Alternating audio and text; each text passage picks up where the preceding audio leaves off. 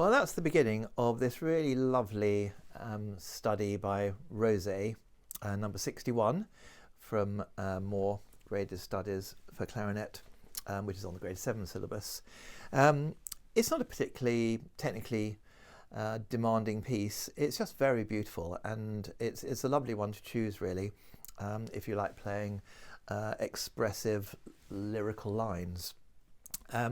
So you want to be thinking about breathing, breathing at places that doesn't interrupt the flow. For example, you might have noticed I didn't take a breath after the B in the last bar of the first line, because I wanted the flow to go across that moment. You can take a breath there, for example, at the end of phrases, but maybe more interesting to take a breath within a phrase if you do it delicately and carefully, and it gives less impression of cutting phrases up, curiously. Anyway, the first 4 or 5 lines are very straightforward rhythmically. There's nothing really to worry there. Just make lovely shapes. Use lots of crescendos and diminuendos. There's quite a lot marked, actually, but use even more. The little cadenzary bit in the middle is very straightforward. When you play the E4 in bar 15, I would suggest not using the tongue. That note there, just do a breath articulation. My great hero, Carl Leister, is always for no tongue articulation when you can do it, and you get a better start to the note. And each of those 3 passages, which are the same except an octave lower, play slightly differently. Maybe just alter the speed of the notes just subtly. So, for example, the trill bar, bar 23. I want you to practice this in stages. So the first thing you might do is really get each trill, or they're all the E's to F sharps. Get the trill nice and controlled.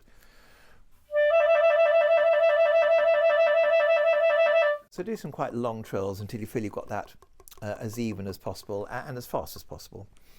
Then practice it to the next note, to the D sharp.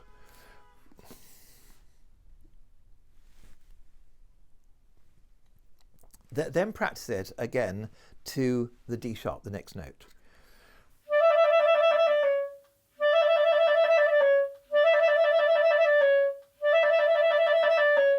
Putting that D sharp down as rhythmically as you possibly can in relation to the trill, and then resolve.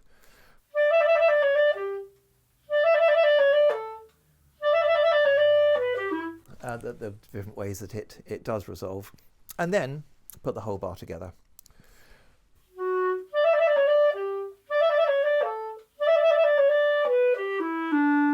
And eventually you'll find you've got the control to make that work. Also the trill in bar 24, the G sharp, that's just one, you may or you may not have to practice it. G sharp to A. But those 2 fingers together, I don't think there's another trill for that. You just have to kind of work on that one until you get those 2 fingers working. And then the very end, take your time, più lento. So really quite long drawn out notes.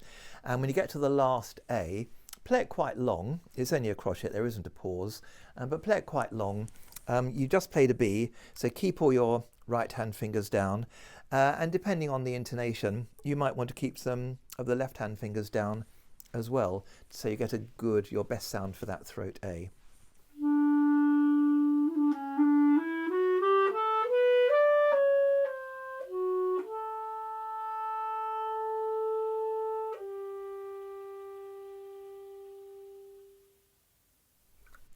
And make a diminuendo to niente at the end.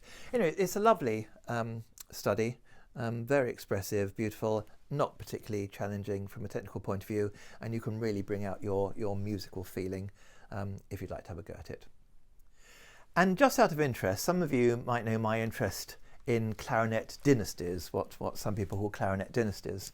In my rather large clarinet book, I have this wonderful chart here. What's fascinating is how we can trace ourselves back to some of the great players of the past. And in fact, through this line. I was taught, my main clarinet professor at the Academy was the great John Davis, but I had some lessons with Georgina Debray, who also taught clarinet there at the Academy at that time.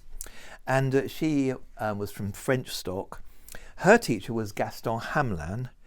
His teacher was another Frenchman called Henri Lefebvre, whose teacher was Rosé, this very teacher. So let me see, that makes me 1, 2, 3 handshakes from Cyrille Rose. They are basically 4 handshakes in a sense from Cyrille Rose. And Rose, or Rosé himself, was taught by Closet, the great teacher who really invented the clarinet that we play today, who was taught by Baer, who was taught by Lefebvre, the composer Lefebvre and clarinetist. And we go right back to the beginnings of clarinet playing, French clarinet playing, in the late 18th century, by not that many generations.